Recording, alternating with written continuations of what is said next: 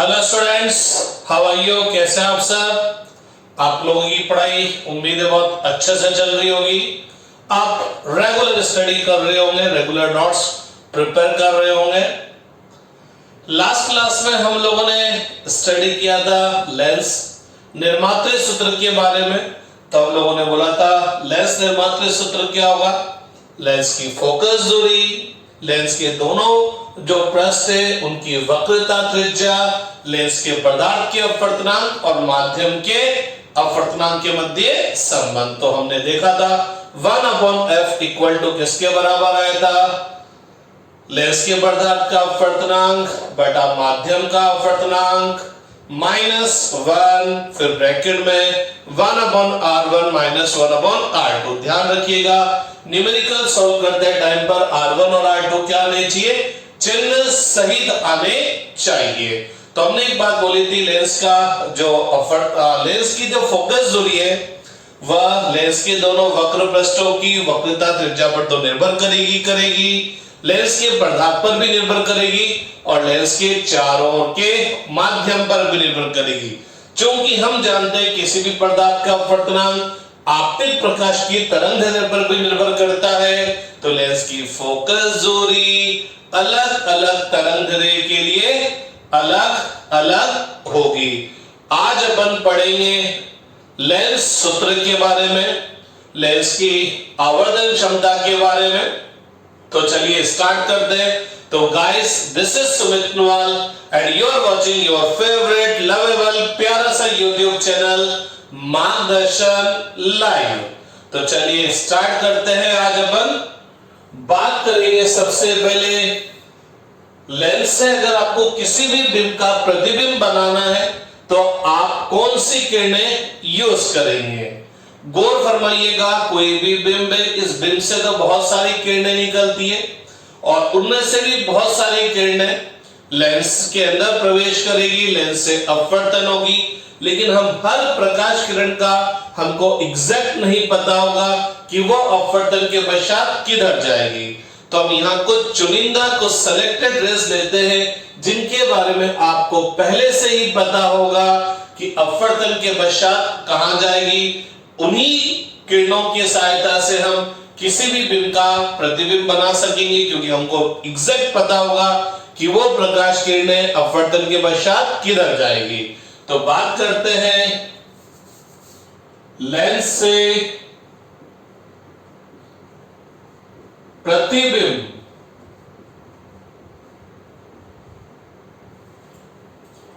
बनाने के लिए या प्राप्त करने के लिए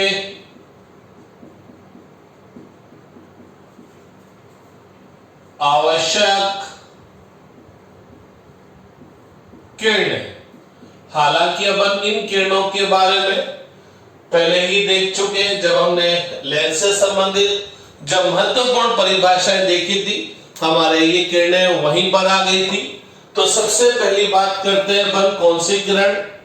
अगर कोई किरण लेंस के प्रकाशीय केंद्र से होकर गुजरेगी तो बिना मुड़े वो क्या हो जाएगी? सीधी निकल जाएगी। तो क्या है? लेंस के प्रकाशीय केंद्र से गुजरने वाली प्रकाश किरण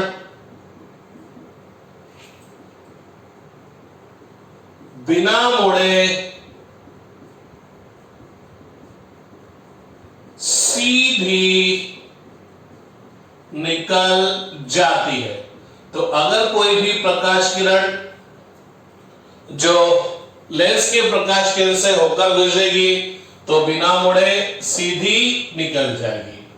मान लीजिए जनाब, ये आपका उत्तल लेंस है, ये इसका प्रकाशीय केंद्र है और ये मुख्य अक्ष है। अगर कोई भी प्रकाश किरण प्रकाशीय केंद्र से गुजरेगी तो बिना मुड़े सीधी की सीधी निकल जाएगी, बिना मुड़े सीधी की सीधी निकल जाएगी। ऐसा उत्तल लेंस में भी होगा ऐसा अवतल लेंस में भी होगा। ये आपका अवतल लेंस है। गौर फरमाइएगा, यहां पर मैं डायग्राम इस हिसाब से बना रहा हूं कि लेंस का जो मटेरियल है वो कौन सा है, सघन है, और जो माध्यम है चारों ओर का वह विरल है। तो अगर कोई प्रकाश किरण प्रकाशिक केंद्र से होकर गुजरेगी तो बिना मुड़े वो सीधी की सीधी निकल जाएगी।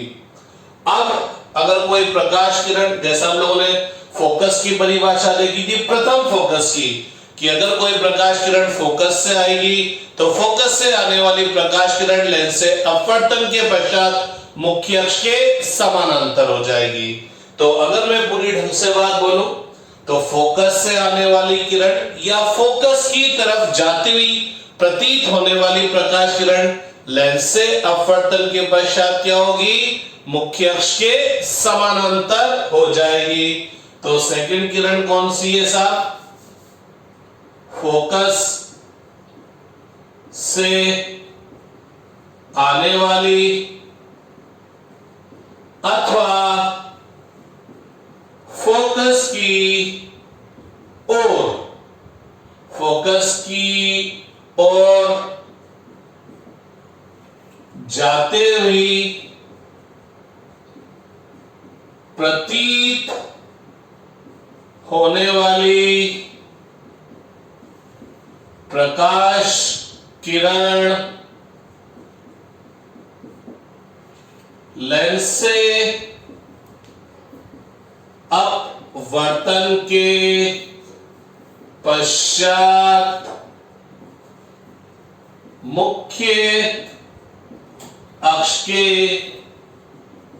समांतर हो जाती है। तो अगर कोई भी प्रकाश किरण फोकस से आएगी या फोकस की ओर जाएगी तो लेंस से अपवर्तन के पश्चात क्या हो जाएगी, वो मुख्य अक्ष के समानांतर। तो मान लीजिए साहब ये फोकस है,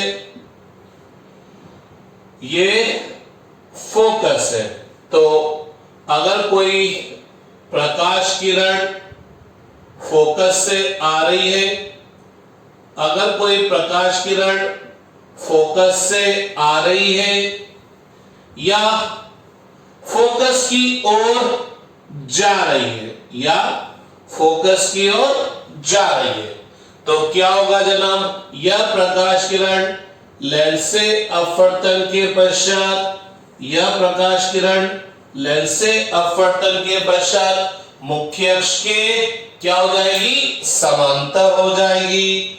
और तीसरी प्रकाश किरण पढ़ते हैं, शॉर्टकट में लिख रहा हूं, अगर कोई प्रकाश किरण मुख्य अक्ष के समांतर आती है तो लेंस से अपवर्तन के पश्चात फोकस से होकर गुजरती है या फोकस से आती हुई प्रतीत होती है, आती हुई प्रतीत होती है। तो ये तीसरी प्रकाश किरण हो गई। क्या, अगर कोई प्रकाश किरण मुख्य अक्ष के समानांतर आती है, अगर कोई प्रकाश किरण मुख्य अक्ष के समानांतर आती है तो क्या होगा, लेंस से अपवर्तन के पश्चात फोकस से होकर गुजरेगी या फोकस से आती हुई प्रतीत होगी। आप सब जानते हैं लेंस के अंदर दो फोकस होते हैं, प्रथम फोकस और द्वितीय फोकस।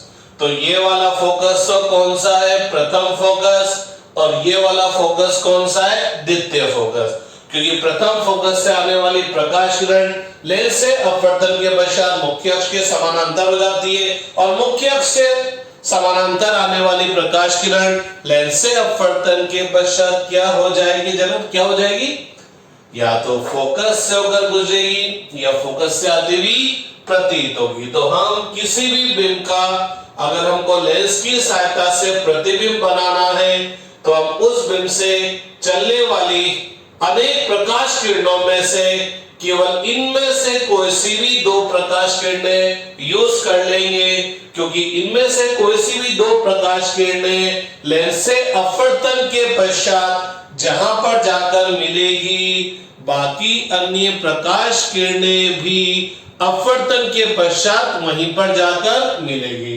तो आप डायग्राम बना ले, स्क्रीनशॉट ले ले, पॉज कर उतार ले, जो भी आपको सुटेबल लगता है।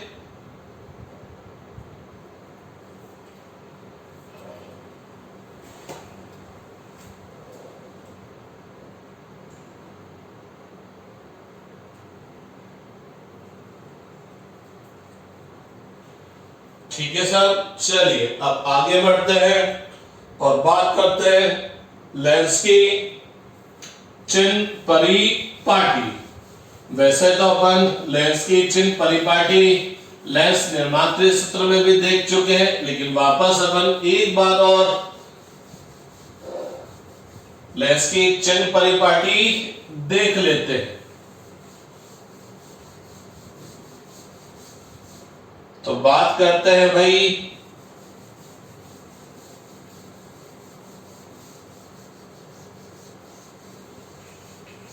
लेंस के लिए चिन्ह परिपाटी। लेंस के लिए चिन्ह परिपाटी। तो अगर कोई भी दूरी मुख्य अक्ष के अनुदिश नापनी हो, बिंब की दूरी, प्रतिबिंब की दूरी, फोकस दूरी, कोई भी दूरी अगर मेरे को मुख्य अक्ष से नापनी है कि बिंब लेंस से कहां पर है, प्रतिबिंब लेंस से कहां पर है, फोकस की लेंस से दूरी कहां से कितनी है, तो सारी दूरियां कहां से नापूंगा, प्रकाशिक केंद्र से। तो प्रकाशिक केंद्र मेरा स्टार्टिंग पॉइंट होगा, प्रकाशिक केंद्र से बिंब पे जाऊंगा, प्रकाशिक केंद्र से प्रतिबिंब पे जाऊंगा, प्रकाशिक केंद्र से फोकस पे जाऊंगा। तो अगर कोई भी दूरी मुख्य अक्ष के अनुदिश नापनी है तो सारी दूरियां कहां से नापी जाएगी, प्रकाशिक केंद्र से। मुख्य अक्ष के अनुदिश सभी दूरियां कहां से नापी जाएगी, प्रकाशिक केंद्र से नापी जाएगी, प्रकाशिक केंद्र से नापी जाएगी, अर्थात प्रकाशिक केंद्र मेरा स्टार्टिंग पॉइंट होगा। अब प्रकाशिक केंद्र से जब मैं बिंब, प्रतिबिंब, फोकस की तरफ चलूंगा, अगर प्रकाशिक केंद्र से चलने पर मेरे को आपतित किरण की दिशा में चलना पड़ा तो वो दूरी प्लस में लूंगा, विपरीत चलना पड़ा तो माइनस में लूंगा। तो आप सब जानते हैं अगर आप आपतित किरण की दिशा में चले, आपतित किरण की दिशा में नापी गई जो दूरियां होगी वो क्या होगी, नापी गई दूरी क्या होगी, प्लस में होगी, और आपतित किरण के विपरीत दिशा में नापी गई दूरी क्या होगी, माइनस में होगी। ये तो बात हुई मुख्य अक्ष के अनुदिश। कल कोई मुख्य अक्ष के लंबवत आपको नापना पड़ा तो मुख्य अक्ष के लंबवत ऊपर की तरफ नापे जाने वाली दूरियां धनात्मक, नीचे की तरफ नापी जाने वाली दूरियां ऋणात्मक। तो ये तो बात हुई मुख्य अक्ष के अनुदिश। तो मुख्य अक्ष के लंबवत, मुख्य अक्ष के लंबवत ऊपर की ओर नापी गई दूरी धनात्मक लेंगे और मुख्य अक्ष के लंबवत नीचे की ओर नापी गई दूरी ऋणात्मक लेंगे। तो ये मेरे लेंस के लिए क्या हो गई भाई, चिन्ह परिपाटी हो गई। राइट डाउन कर लीजिए। अब अपन बात करेंगे लेंस सूत्र की। लेंस सूत्र क्या होगा, बिंब की लेंस से दूरी जो कि क्या होती है u, प्रतिबिंब की लेंस से दूरी जो कि क्या होती है v, और लेंस की फोकस दूरी f के मध्य संबंध। हम लोगों ने लेंस निर्माते सूत्र में ही देखा जाए तो f, u और v के मध्य संबंध देख लिया था। 1/f बराबर 1/v माइनस 1/u आया था। लेकिन आज हम उसको अलग तरह से डिराइव कर लेते हैं। ठीक है, तो रब कर दिया जाए, रब कर दिया जाए। तो अब जनाब बात करते हैं लेंस सूत्र। तो मैंने पहले भी बोला था बच्चे लोग लेंस सूत्र और लेंस निर्मात्री सूत्र में कंफ्यूज हो जाते हैं। लेंस निर्मात्री, लेंस मेकर फॉर्मूला, लेंस बनाने के लिए जो सूत्र होगा बोले तो F μ1 μ2 R1 R2 के मध्य संबंध, लेंस सूत्र U V और F के मध्य संबंध। तो जनाब बात करते हैं अपन लोग लेंस सूत्र। ठीक है, मैं लेंस सूत्र उत्तल लेंस लेके लिए निकाल रहा हूं। मैं लेंस सूत्र बिंब वास्तविक रख के निकाल रहा हूं। मैं जो डेरिवेशन करने जा रहा हूं उसमें प्रतिबिंब भी वास्तविक बनेगा, लेकिन इस डेरिवेशन में निकाला गया सूत्र अवतल लेंस के लिए भी लगेगा, बिंब आभासी हो तब भी लगेगा, बिंब वास्तविक हो तब भी लगेगा, प्रतिबिंब आभासी प्रतिबिंब वास्तविक हो तब भी लगेगा। अर्थात हर स्थिति में वो सूत्र लागू होगा। ठीक है, तो जनाब ये मेरा उत्तल लेंस है। हाँ, आप इसी डेरिवेशन को अवतल लेंस लेके भी घर पर निकाल सकते हैं। स्टेप्स सेम की सेम रहेगी। आप इसको अवतल लेंस लेके लिए भी निकाल सकते हैं। ये मेरी मुख्य अक्ष हो गई, ये प्रकाशिक केंद्र हो गया, ये फोकस हो गया, दो फोकस होंगे इधर और इधर। ठीक है, क्लियर। ये मैंने बिंब रख दिया, बिंब मुख्य अक्ष के लंबवत रखा है। यहां पर बिंब मुख्य अक्ष के लंबवत है, जिसका एक सिरा ए मुख्य अक्ष पर ही। इस बिंब का मेरे को प्रतिबिंब बनाना है, तो आप सब जानते हैं इस बड़े बिंब का प्रतिबिंब बनाना है तो मेरे को क्या करना पड़ेगा, इसको अनेक बिंदुवत बिंबों से मिलकर बना मानना पड़ेगा। तो ये मैंने ऊपर ही ऊपर वाला बिंदुवत बिंब लिया। ठीक है, इसका मेरे को प्रतिबिंब बनाना है, तो इस बी से तो बहुत सारी प्रकाश किरणें चलेगी, लेकिन हर प्रकाश किरण के बारे में नहीं पता, एग्जैक्ट नहीं पता होगा कि अपवर्तन के पश्चात वो किधर से जाएगी। तो हम उन्हीं किरणों को लेंगे जिनके बारे में हमको पहले से ही पता होगा कि वो अपवर्तन के पश्चात किधर से जाएगी। तो ये एक प्रकाश किरण आई जो कि मुख्य अक्ष के समानांतर आई। तो पूरी दुनिया जानती है मुख्य अक्ष के समानांतर आने वाली प्रकाश किरण लेंस से अपवर्तन के पश्चात क्या होगी मेरे भैया, फोकस से होकर गुजरेगी। ठीक है, एक और प्रकाश किरण लेते हैं, एक और प्रकाश किरण लेते हैं बी से चलने वाली, जो कि क्या होगी, प्रकाशिक केंद्र से होकर गुजरेगी। अगेन अपन सब जानते हैं प्रकाशिक केंद्र से गुजरने वाली प्रकाश किरण बिना मुड़े सीधी निकल जाएगी। तो बी से चलने वाली ये दो प्रकाश किरणें लेंस से अपवर्तन के पश्चात ऐसे जा रही है। साफ पता लग रहा है इनके बीच की दूरी लगातार कम होती जा रही है। तो जैसे जैसे हम इनको आगे बढ़ाएंगे ये आगे की तरफ चलेगी, तो पता लगा ये दोनों प्रकाश किरणें यहां पर जाकर मिल जाएगी।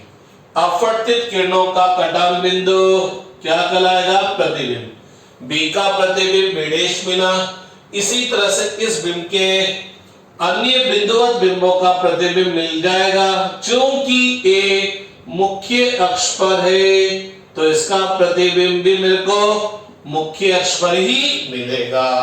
तो इस प्रकार इस बिंब ए बी का प्रतिबिंब ए डैश बी डैश आपको प्राप्त हो गया। बिंब की लेंस से दूरी u है जनाब, प्रतिबिंब की लेंस बोले तो प्रकाशिक केंद्र से दूरी v है, फोकस दूरी बोले तो द्वितीय फोकस। द्वितीय फोकस क्या होगा, मुख्य अक्ष के समानांतर आने वाली प्रकाश किरण मुख्य अक्ष के जिस बिंदु से होकर गुजरेगी उसको अपन द्वितीय फोकस बोलते हैं। तो ये दूरी कितनी है, f है। ठीक है, इस बिंदु को मैंने नाम दे दिया एम। चलिए दो समकोण त्रिभुज पर विचार कीजिए, सी ए बी और C A dash B dash. तो गौर फरमाइएगा, C A B C A dash B dash, मेरे हिसाब से अब इतना फटाफट पता लग जाना चाहिए ये और ये कोण सेम है। चलो नाम दे देता हूं, एक और एक, ये वाला कोण और ये वाला कोण भी सेम है 90 डिग्री। तो भैया इन दोनों त्रिभुज सी ए बी और C A dash B dash के दो कोण सेम है, तो तीसरा कोण अपने आप सेम होगा। क्यों होगा? क्योंकि तीनों अंतर कोणों का योग 180, तीनों अंतर कोणों का योग 180। तो जब दो कोण समान तो तीसरा कोण भी समान, तभी जाकर योग 180 आएगा। तो ये तीसरा कोण और यहां पर ये तीसरा कोण, तो इसका मतलब इस दोनों त्रिभुज के तीन कोण आपस में बराबर है। तो ऐसे त्रिभुज क्या कहलाएंगे भैया लोग? समरूप त्रिभुज कहलाएंगे। और जब समरूप त्रिभुज कहलाएंगे तो क्या होगा? समान कोण के सामने की भुजा का अनुपात समान होगा। इन दोनों, ये दोनों कोण समान, तो इसके सामने की भुजा क्या है? A B. इसके सामने की भुजा क्या है? A dash B dash.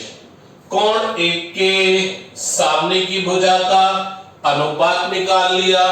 C A B में तीन के सामने की भुजा क्या है? सी ए। और C A dash B dash में तीन के सामने की भुजा क्या है? सी ए डैश। तीन के सामने की भुजा का अनुपात निकाल लिया, तो आप एक के सामने की भुजा का अनुपात निकालें, तीन के सामने की भुजा का अनुपात निकालेंगे, अनुपात क्या आएगा? सेम आएगा। तो ये बन गया समीकरण नंबर 1। अब अपन बात करते हैं जनाब अगेन समकोण त्रिभुज एफ सी एम, और बात करते हैं F A dash B dash. F C M F A dash B dash. तो जनाब अगर आप फिर थोड़ा सा गौर फरमाओगे, एफ सी एम में ये वाला कोण से, अरे शीर्षकों में कहलाएंगे ना भैया 1 dash 1 dash. F C M में ये कोण कितना है? 90। F C A dash B dash में ये कोण भी कितना है? 90। तो अब की बार मैं इसको 2 डैश बोल देता हूं, अरे 2 और 2 डैश एक ही है, तो ये भी 2 डैश हो गया। तो इन दोनों त्रिभुज एफ सी एम और F C A dash B dash के दो कोण समान, तो तीसरा कोण भी समान होगा। ये तीसरा कोण और ये तीसरा कोण, तो ये दोनों भी क्या बताए भैया? समरूप त्रिभुज बताए।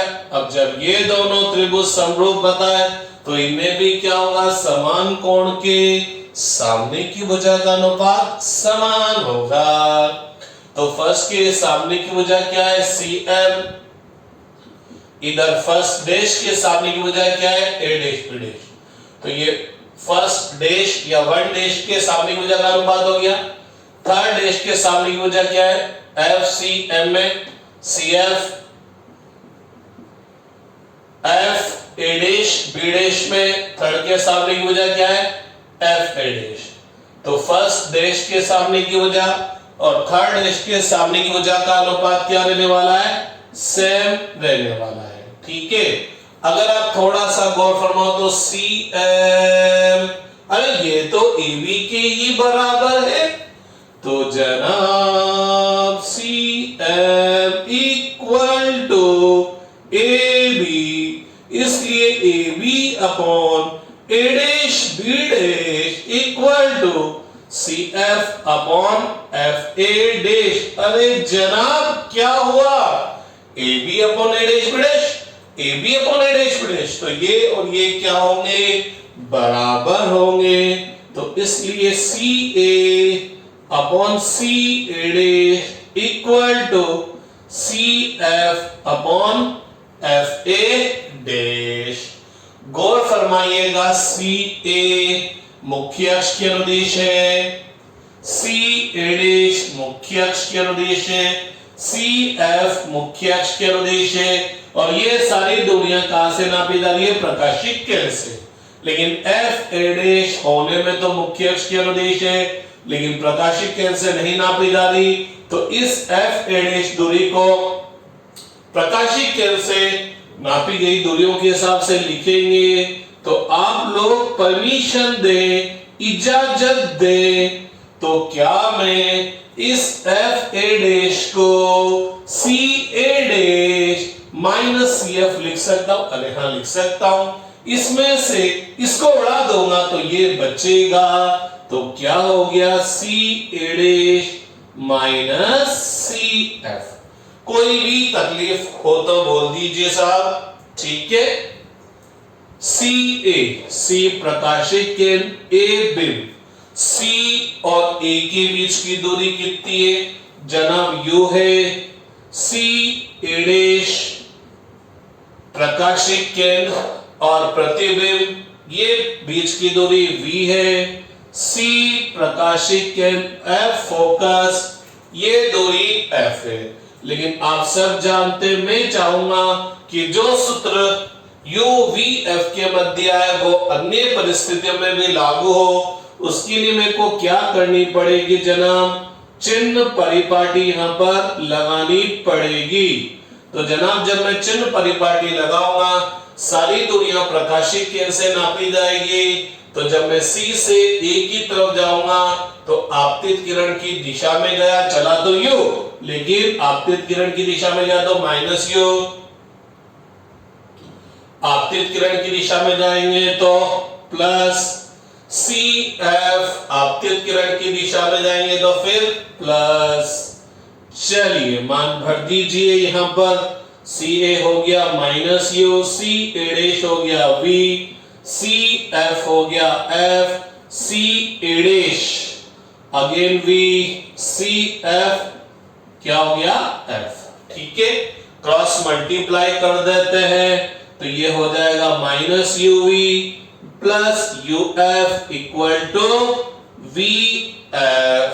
ठीक है जनाब, इस UV को उधर ले जाते हैं और इस VF को इधर ले जाते हैं, तो क्या होगा साहब? UV इक्वल टू क्या हो जाएगा? क्या हो जाएगा?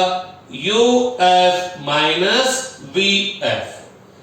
अरे भैया उधर जाएगा तो प्लस में हो जाएगा तो UV, और ये VF इधर आएगा तो माइनस में हो जाएगा।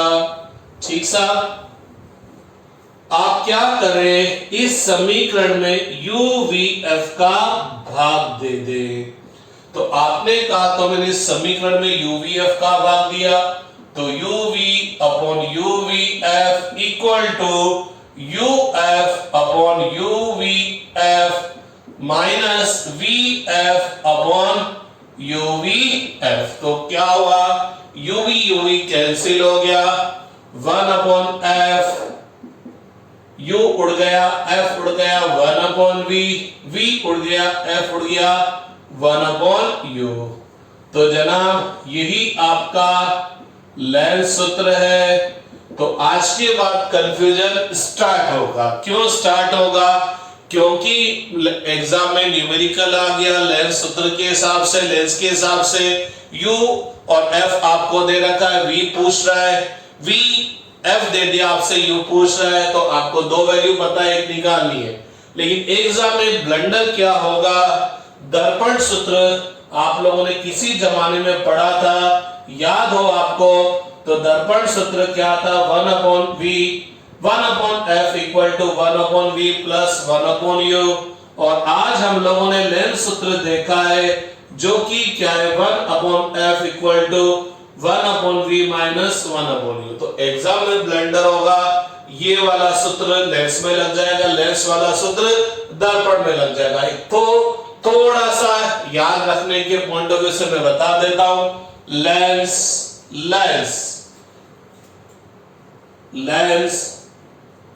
का मतलब एक तरह से यूं मान लो लेस, L फॉर लेस, और लेस में क्या आएगा? यहां पर माइनस आ जाएगा।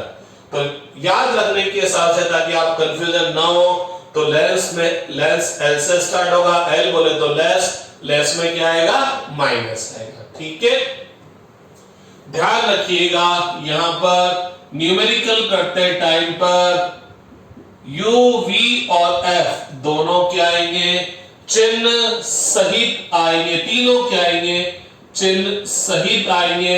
जो भी प्लस में हो उसको प्लस में, जो भी माइनस में उसको माइनस में। चिन्ह का कैसे पता लगेगा, चिन्ह परिपाटी से। गौर फरमाइएगा, यह सूत्र मैंने उत्तल लेंस के लिए निकाला है, बिंब वास्तविक के लिए निकाला है, प्रतिबिंब वास्तविक के लिए निकाला है, लेकिन यह सूत्र अवतल लेंस के लिए भी लगेगा। बिंब और प्रतिबिंब वास्तविक और आभासी लगेगा, अर्थात लेंस आते ही चाहे कोई सी भी स्थिति आ जाए, लेंस सूत्र हमेशा यही लगेगा। लेकिन बस particular situation, particular numerical solve करते टाइम पर u, v और f जो भी ज्ञात राशि हमको चिन्ह सहित दिखेंगे। तो यहां पर आपने देखा कि लेंस सूत्र आपके पास आ गया 1/f equal to 1/v minus 1/u। ठीक है, राइट डाउन कर लीजिए, उतार लीजिए, स्क्रीनशॉट ले लीजिए या पॉज कर राइट डाउन कर लीजिए। ठीक है, ये तो बात हुई लेंस सूत्र की। अब अपन बात करेंगे लेंस की आवर्धन क्षमता। बोले तो लेंस किसी भी बिंब का कितना बड़ा प्रतिबिंब या कितना छोटा प्रतिबिंब बनाता है। तो जनाब राइट डाउन कर लीजिए, फटाफट मूव। जब भी अपन पढ़ने बैठते हैं, लेक्चर देखने बैठते हैं, कॉपी पेन पेंसिल सब लेके बैठा करें, पानी की बोतल भी लेके बैठा करें, ताकि बार बार आपको उठने की जरूरत नहीं पड़े। तो अब अपन बात करेंगे, क्या बात करेंगे जनाब, लेंस की आवर्धन क्षमता। लेंस की आवर्धन क्षमता की बात करते हैं तो रब कर लो। जनरली अपन जब आवर्धन क्षमता की बात करेंगे तो रेखीय आवर्धन क्षमता की बात करेंगे। रेखीय आवर्धन का मतलब बिंब की जो ऊंचाई है या बिंब की जो लंबाई है, तो लेंस द्वारा प्राप्त प्रतिबिंब की ऊंचाई या प्रतिबिंब की लंबाई बिंब की ऊंचाई या बिंब की लंबाई से कितनी गुना ज्यादा है या कितनी गुना कम है।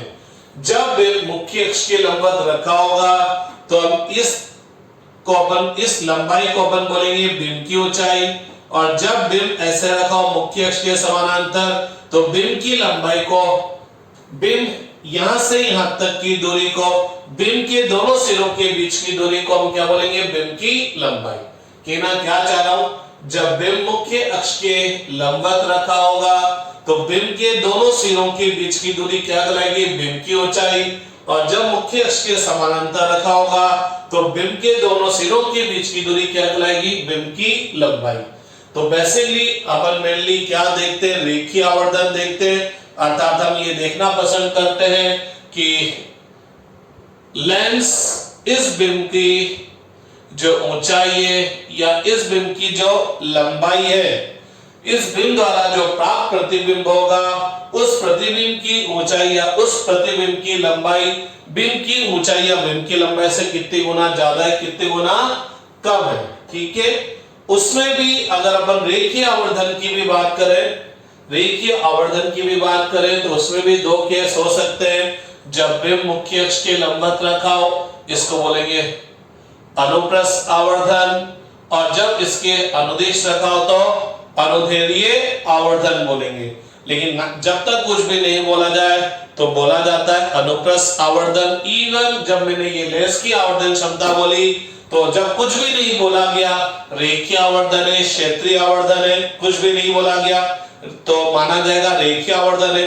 रेखीय आवर्धन में भी कुछ भी नहीं बोला, अनुप्रस्थ आवर्धन है कि अनुदैर्घ्य आवर्धन है, तो कौन सा माना जाएगा, अनुप्रस्थ आवर्धन। अर्थात अंडरस्टूड होगा कि जो बिंब होगा एक रेखा के रूप में होगा जो कि मुख्य अक्ष के लंबवत रखा होगा।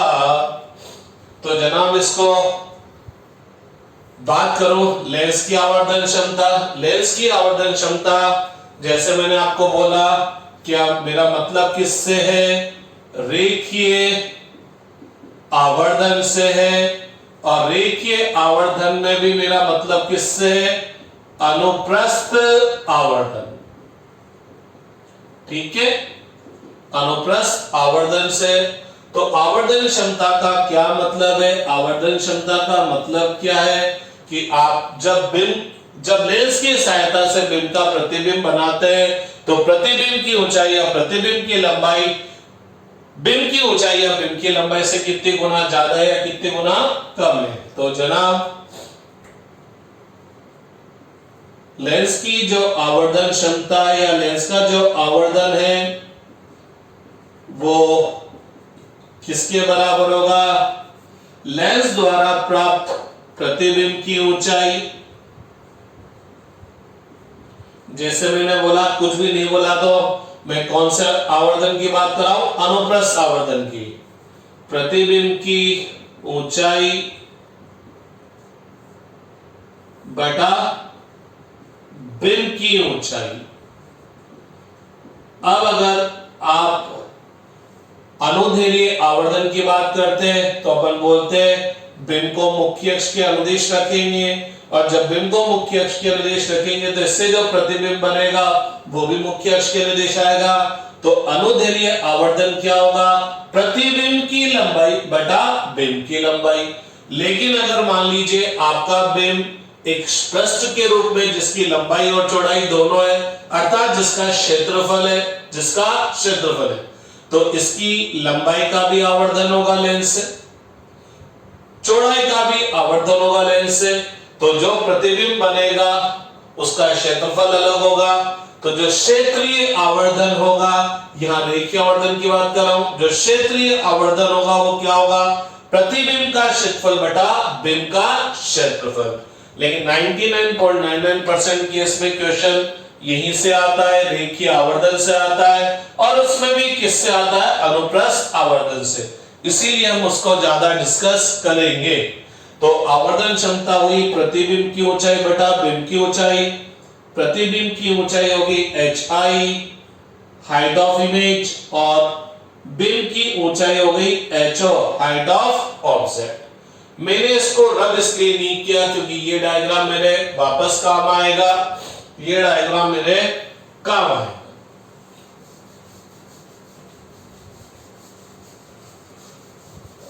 तो जनाब, ये बिंब AB था जो कि मुख्य अक्ष के लंबवत रखा था। इस बिंब का प्रतिबिंब मेरे को ये एडेश बिडेश प्राप्त हुआ। तो अगर मैं दो समकोण त्रिभुज CAB और CA'B देखूंगा तो आप सबको पता है कि ये दोनों त्रिभुज क्या दिखाई देंगे? समरूप त्रिभुज दिखाई देंगे। और जब ये दोनों त्रिभुज समरूप त्रिभुज दिखाई देंगे तो समान कोण के सामने की भुजा का अनुपात समान। तो AB अपॉन A' B' बराबर क्या हो गया? CA upon CA'। ये बिंब है, बिंब के दोनों सिरों के बीच की दूरी बिंब की ऊंचाई कहलाएगी। क्या कहलाएगी? HO। प्रतिबिंब के दोनों सिरों के बीच की दूरी प्रतिबिंब की ऊंचाई कहलाएगी HI। तो अगर अपन AB की बात करेंगे, AB क्या है? इस समकोण त्रिभुज CAB में इस भुजा की लंबाई, अरे इस भुजा की लंबाई तो इस HO के बराबर है। तो AB किसके बराबर हुआ भैया? HO। A' B' क्या है? इस समकोण त्रिभुज CA'B' में इस भुजा की लंबाई और इस भुजा की लंबाई तो किसके बराबर आई? HI के बराबर आई। CA प्रकाशिक केंद्र और बिंब के बीच की दूरी U, CA' प्रतिबिंब और प्रकाशिक केंद्र के बीच की दूरी V। लेकिन जैसा आप सब जानते हैं, मैं चाहूंगा कि जब मैं इसमें आवर्धन क्षमता का सूत्र निकालूं वो अन्य केस में भी लागू हो, उसके लिए मेरे को क्या करनी पड़ेगी? चिन्ह परिपाटी लगानी पड़ेगी। तो जनाब आप जब बिंब की ऊंचाई की निकालेंगे तो यह ऊंचाई या यह दूरी मुख्य अक्ष के लंबवत नाप रहे हैं, तो आप यहां से नापेंगे और मुख्य अक्ष के लंबवत ऊपर जाएंगे तो यह दूरी प्लस में होगी। और जब आप a डैश b डैश नापेंगे तो आपको क्या नापनी है, प्रतिबिंब की ऊंचाई, तो मुख्य अक्ष से नापेंगे। और जब b डैश पे जाएंगे तो मुख्य अक्ष के लंबवत नीचे की तरफ गए तो माइनस सी ए, पता लग गया होगा, minus C A dash plus. तो ये मान यहां पर भर दिए जाए जनाब। तो आप लोगों ने बोला तो मैंने ये मान यहां पर भर दिए, minus U upon V equal to क्या होगा, सॉरी ए बी किसके इक्वल है, एच ओ के इक्वल है, और ए डैश बी डैश किसके इक्वल है, माइनस एच आई के इक्वल टू सी ए किसके इक्वल, माइनस यू के equal, C A dash plus B के इक्वल। माइनस से माइनस उड़ जाएगा, आप कहें तो इसको उल्टा करके लिख दो, तो H I upon H O equal to V upon U, H I upon H O. अरे ये तो एम है, तो लेंस की जो आवर्धन क्षमता या लेंस का जो आवर्धन आया वो किसके बराबर आया, v अपॉन यू। किसके बराबर आया भैया, v अपॉन यू। ध्यान रहे न्यूमेरिकल सॉल्व करते टाइम पर v और u क्या आएंगे, चिन्ह सहित, v व u विद साइन आएंगे, चिन्ह सहित आएंगे। लेकिन आवर्धन क्षमता का यह सूत्र तो केवल v और u के लिए आया है। अगर मेरे को आवर्धन क्षमता u और f के लिए निकालनी है या v f के लिए निकालनी है तो u और v में से को उड़ाना पड़ेगा। तो अब मैं बात करता हूं v और f के रूप में, इसको निकालने के लिए मैं क्या करूंगा, 1 upon f equal to 1 upon v minus 1 upon u use करूंगा। तो जनाब v और f के रूप में निकालना है तो u को उड़ाना पड़ेगा, तो 1 अपॉन u इक्वल टू क्या होगा, 1 upon v minus 1 upon f, v और f लघुत्तम आ गया तो f माइनस v। वाजिब बात है। अब आप एक और चीज देखिए, तो मैं आप लोग इजाजत दे तो इस v अपॉन u को v इंटू 1 अपॉन u लिख सकता हूं, कोई तकलीफ हो तो फरमा दीजिए। अरे v इंटू 1 अपॉन u लिखा जा सकता है, तो ये 1 अपॉन u की वैल्यू आ गई, तो ये मान यहां भरेंगे तो ये वाला v इस वाले v से कैंसिल हो जाएगा, इसलिए m बराबर f minus v upon f आ जाएगा। ठीक है जनाब। इसी तरह से अगर मेरे को u और f के रूप में निकालना है तो मेरे को क्या करना पड़ेगा, इस सूत्र में से v को उड़ाना पड़ेगा, क्योंकि 1 upon f equal to 1 upon v minus 1 upon u होता है। तो क्या होगा, 1 upon v equal to 1 upon f plus 1 upon u, f u लघुत्तम आ गया, u प्लस f हो गया, तो v equal to f u upon u plus f। तो जनाब m equal to v upon u है, तो जब v का मान हम ये लिखेंगे यहां पर तो u से u कैंसिल हो जाएगा, तो m इक्वल टू क्या हो जाएगा, u upon u plus f। तो जनाब गौर फरमाइएगा, आवर्धन क्षमता के मेरे पास कितने सूत्र आ गए, m equal to H I upon H O, v upon u, और क्या आया, f minus v upon f, और क्या आया, u upon u plus f। ये मेरे पास आवर्धन क्षमता के सूत्र आ गए। आपको जो भी सूत्र, जो भी राशियां दे रखी हो, हाइट दे रखी हो तो इससे निकाल लो, v और u दे रखा है तो इससे निकाल लो, u f और v f दे रखा है तो इनसे निकाल लीजिए। लेकिन ध्यान रखिएगा, h i h o v u and f सब क्या आएंगे, विद साइन आएंगे। क्या आएंगे, विद साइन आएंगे। ठीक है ना, तो स्क्रीनशॉट ले लीजिए, पॉज कर लीजिए, कुल मिलाकर राइट डाउन कर लीजिए, क्योंकि अब हम m की वैल्यू और m के चिन्ह से देखेंगे कि जो प्रतिबिंब बनेगा वो वास्तविक बनेगा, आभासी बनेगा, सीधा बनेगा, उल्टा बनेगा, बिंब से बड़ा बनेगा, बिंब से छोटा बनेगा। हम m की वैल्यू से आइडिया लगा सकते हैं कि प्रतिबिंब किस तरह का बनेगा। इवन अगर हमको पता लग गया प्रतिबिंब सीधा बन रहा है तो हमको यह पता लग जाएगा कि m की वैल्यू क्या आएगी, प्लस में। तो हम m के चिन्ह से और m के परिमाण से आइडिया लगा लेंगे कि प्रतिबिंब की प्रकृति किस प्रकार की होगी। हाल फिलहाल आप इसको उतार लीजिए, फिर अपन m के चिन्ह से और m के परिमाण से प्रतिबिंब की प्रकृति के बारे में अपन जानकारी प्राप्त करेंगे। तो आप राइट डाउन कर लीजिए जनाब, फटाफट स्क्रीनशॉट ले लीजिए, पॉज कर लीजिए, ताकि हम अलग आगे बढ़ सके। ठीक,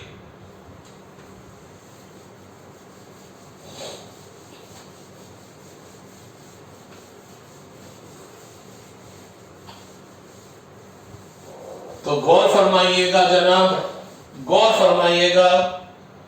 m क्या है, प्रतिबिंब की ऊंचाई और बिंब की ऊंचाई का अनुपात। गौर फरमाइएगा, यदि m पॉजिटिव है, यदि m पॉजिटिव है तो m पॉजिटिव होने के लिए क्या होगा, HI और HO दोनों समान चिन्ह के होंगे कि विपरीत चिन्ह के होंगे। m पॉजिटिव तभी आएगा जब HI और HO दोनों पॉजिटिव, अरे positive divided by positive positive, या HI और HO दोनों नेगेटिव हो, negative divided by negative positive. तो कंफर्म है m पॉजिटिव होने के लिए HI व HO क्या होने चाहिए, समान चिन्ह के होने चाहिए। तो गौर फरमाना, ये दोनों समान चिन्ह के कब होंगे, गौर फरमाइएगा। ये बिंब है AB, ठीक है, तो लेंस से जो प्रतिबिंब बनेगा वो क्या बनेगा, ऐसे। कैसे, जैसे मैंने आपको बोला, अगर HI पॉजिटिव है तो HO भी पॉजिटिव, सॉरी HO पॉजिटिव है तो HI भी क्या होगा, पॉजिटिव होगा। क्यों होगा, क्योंकि m प्लस में तभी आएगा जब दोनों का चिन्ह सेम होगा। दोनों का चिन्ह सेम का होगा, देखना ये AB है, ये मान लीजिए बिंब की ऊंचाई 10 सेंटीमीटर है, मान लीजिए। तो आप यहां से नापेंगे, मुख्य अक्ष से नापेंगे, ऊपर की तरफ जाएंगे तो HO की वैल्यू क्या लिखेंगे, +10। मेरे को इससे मतलब नहीं, मेरे को इससे मतलब है इससे प्लस। तो इसका मतलब HO पॉजिटिव आया तो HI भी पॉजिटिव आएगा।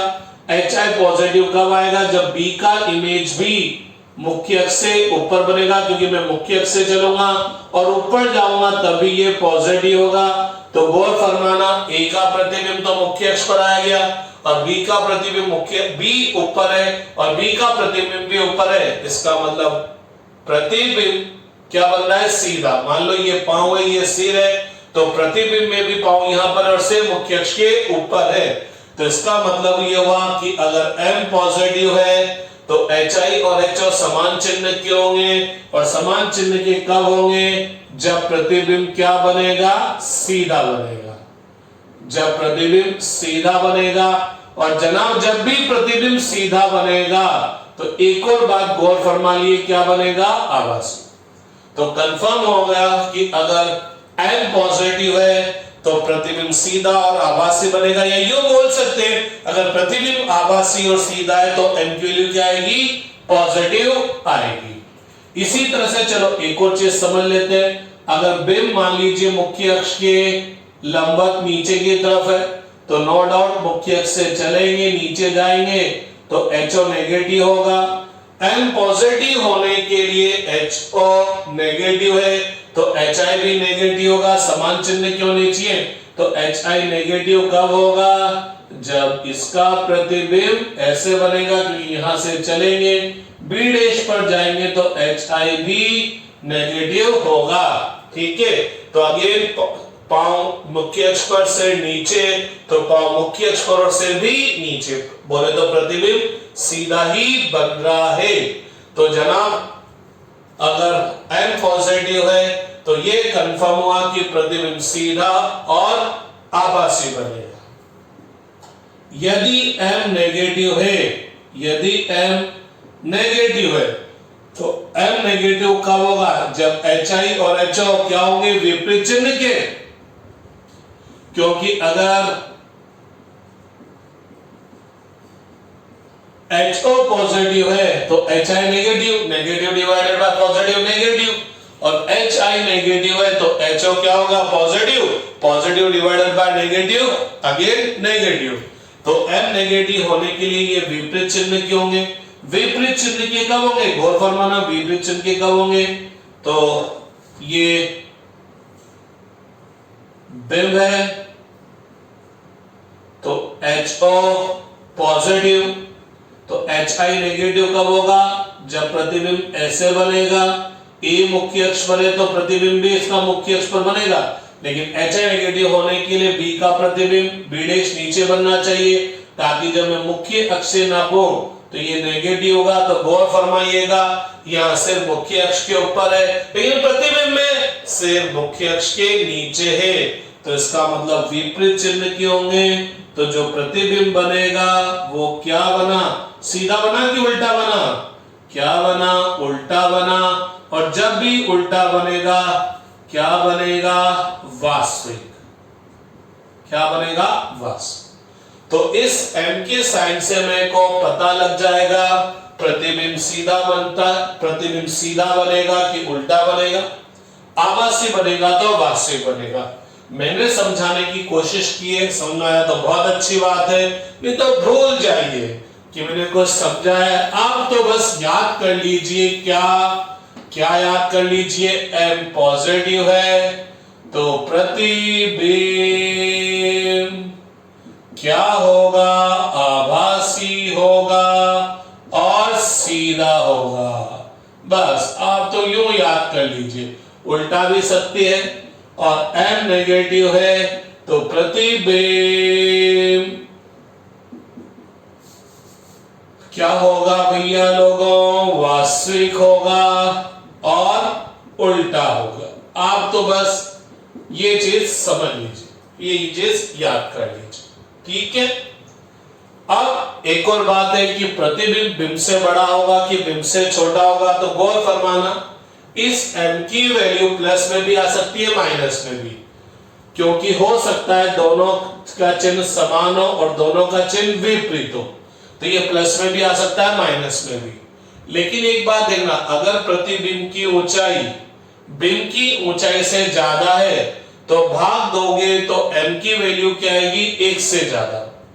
1 से ज्यादा का मतलब माइनस, 1 से ज्यादा का मतलब ये मत समझना कि नेगेटिव नहीं आ सकती। उदाहरण के तौर पर यूं समझो, उदाहरण के तौर पर यूं समझो, ये बिंब 5 सेंटीमीटर की हाइट और प्रतिबिंब मान लीजिए 10 सेंटीमीटर की हाइट। प्रतिबिंब की ऊंचाई कितनी है? 10 centimetre, A dash B dash. तो जब यहां पर मान भरेंगे तो HI का मान क्या भरेंगे? मुख्य अक्ष के नीचे -10, या मान भरेंगे तो +5। आंसर आया -2। आंसर आया -2। -2 क्या बता रहा है? कि प्रतिबिंब उल्टा बन रहा है, सीधा बन रहा है। ठीक है, लेकिन ये 2 क्या बता रहा है? ये 2 क्या बता रहा है? कि प्रतिबिंब की हाइट बिंब की हाइट से ज्यादा है।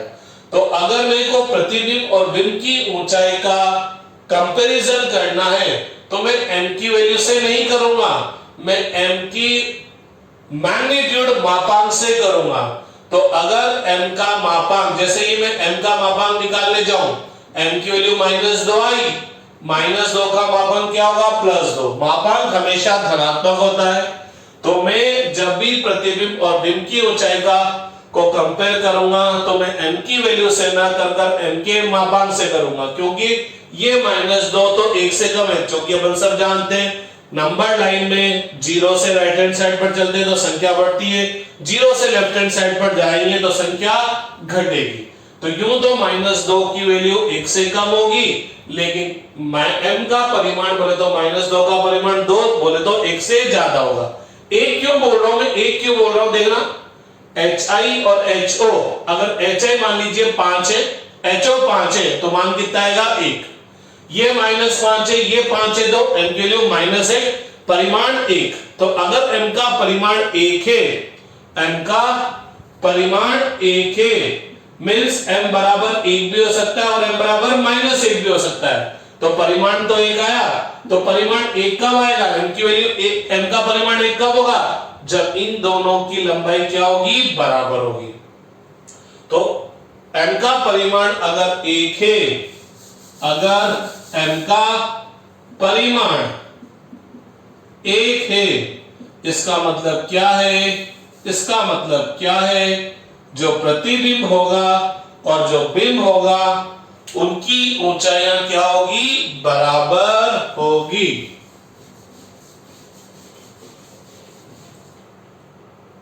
तो जनाब अगर m का परिमाण 1 है, यदि m का परिमाण 1 है तो प्रतिबिंब बिंब के बराबर का होगा, प्रतिबिंब की हाइट बिंब के बराबर होगी। और यदि m का परिमाण 1 से ज्यादा आया, m बराबर HI/HO, तो इसका परिमाण 1 से ज्यादा कब आएगा, जब ये चीज इससे ज्यादा होगी। इसका मतलब प्रतिबिंब की जो हाइट का परिमाण होगा वो बिंब की हाइट के परिमाण से ज्यादा होगा, अर्थात प्रतिबिंब बिंब से बड़ा होगा। और यदि m का परिमाण <1 आया तो इसकी वैल्यू, इसका परिमाण 1 से कम कब होगा, जब ये छोटा और ये बड़ा होगा। बड़ी संख्या का भाग देंगे तब 1 से छोटी संख्या आएगी, तो इसका मतलब क्या होगा, HI प्रतिबिंब की ऊंचाई का परिमाण बिंब की ऊंचाई के परिमाण से कम होगा, अर्थात प्रतिबिंब बिंब से छोटा होगा। मतलब समझना, m की वैल्यू मान लीजिए -2 आई, m की वैल्यू -2 आई, तो चूंकि m माइनस में है, इसका मतलब क्या हुआ, प्रतिबिंब बिंब से क्या, प्रतिबिंब क्या होगा, वास्तविक होगा और उल्टा होगा। m का चिन्ह यह बताएगा प्रतिबिंब वास्तविक होगा कि आभासी होगा, ठीक है। अब m का परिमाण क्या बताएगा, m का परिमाण -2 का परिमाण 2, तो चूंकि m का परिमाण 1 से ज्यादा है तो प्रतिबिंब की हाइट बिंब से ज्यादा होगी, अर्थात प्रतिबिंब बिंब से बड़ा होगा।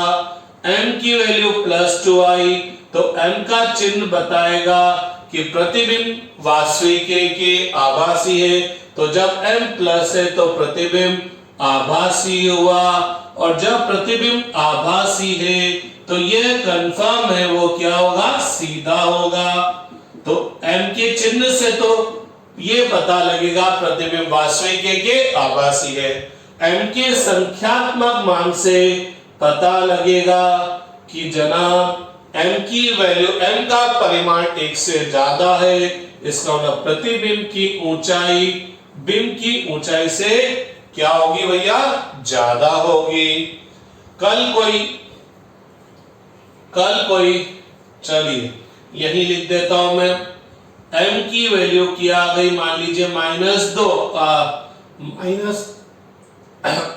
-1/2 आ गई, तो इसका मतलब क्या होगा, माइनस है तो प्रतिबिंब वास्तविक उल्टा होगा।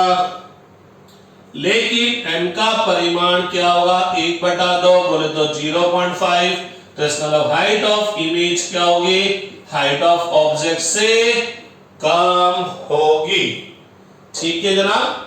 तो चलिए बच्चे लोगों आज इतना सही पढ़ते हैं, फिर कल अपन बात करेंगे बिंब की अलग अलग स्थितियों के लिए लेंस से प्राप्त प्रतिबिंब की प्रकृति और स्थिति का अध्ययन करेंगे। हम बिंब को अलग अलग जगह पर रखेंगे और देखेंगे कि उत्तल लेंस और अवतल लेंस कहां पर प्रतिबिंब बनाते हैं, सीधा बनाते हैं, उल्टा बनाते, सीधा बनाते हैं, आभासी बनाते हैं, सीधा बनाते हैं, उल्टा बनाते हैं, वास्तविक बनाते हैं, आभासी बनाते हैं। तो नेक्स्ट क्लास में हम ये चीज देखेंगे।